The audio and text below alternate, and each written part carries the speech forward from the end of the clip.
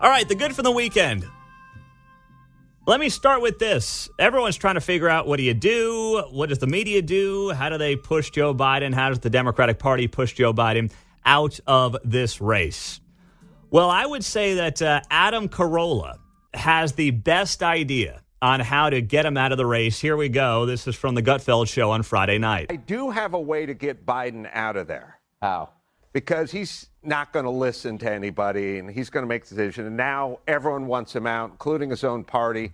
All I would need to do is get about 3 or 4 of his inner confidants, like the closest people in the circle, and I'd go, you don't want this doddering old fool running for a second term, do you? And they'd go, no, we don't, but what can we tell him?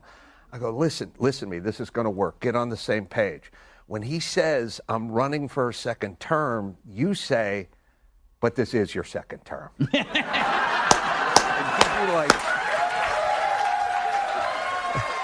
there you go. Come on, man. Stay off into the distance. Whoa, there you go. Adam Carolla. He's come a long way from the Man Show. Him and Jimmy Kimmel, by the way, have gone in 2 completely separate directions.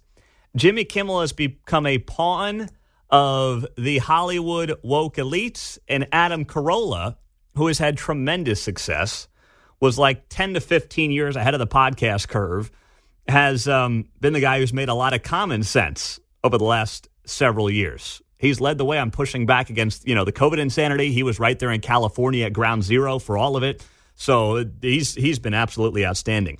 The bad from the weekend, well, not the Kenny Chesney concert itself. I know a lot of you were there. My social media was on fire with, it seemed like, half of Kansas City, at least half the people I knew, were at Arrowhead on Saturday night to see Kenny Chesney.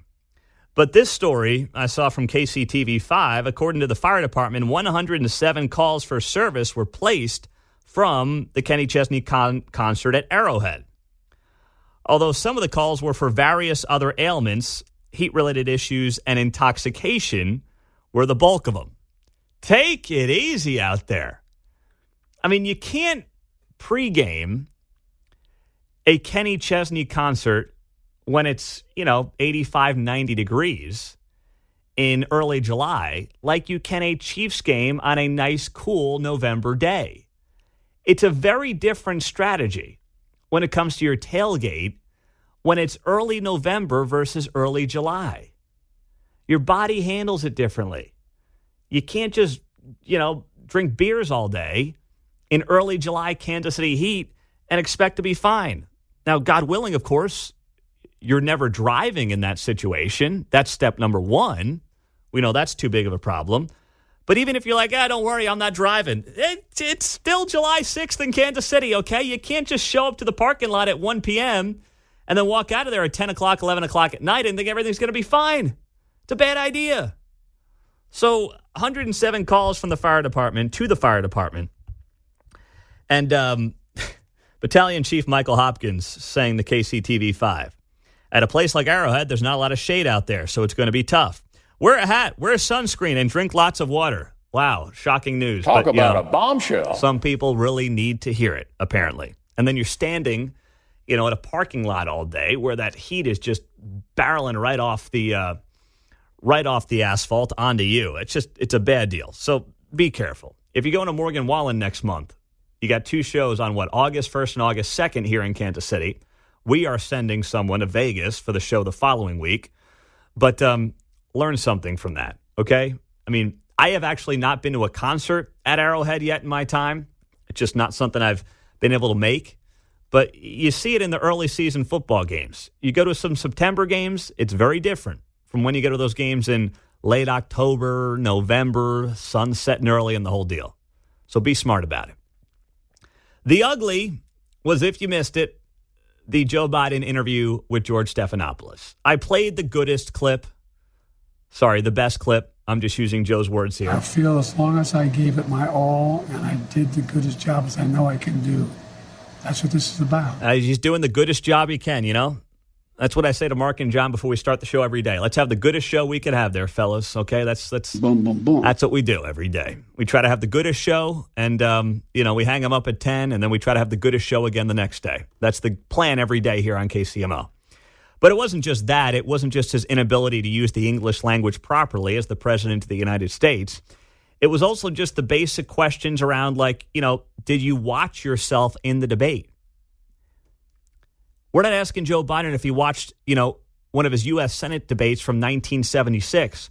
We're like, did you watch the debate that you were in literally a week ago? And he wasn't sure. Did you ever watch the debate afterwards? I don't think I did, no. You don't think? What I want to get at is, what were you experiencing as you were going through the debate? Did you know how badly it was going? Yeah, look, the whole way I prepared, nobody's fault mine.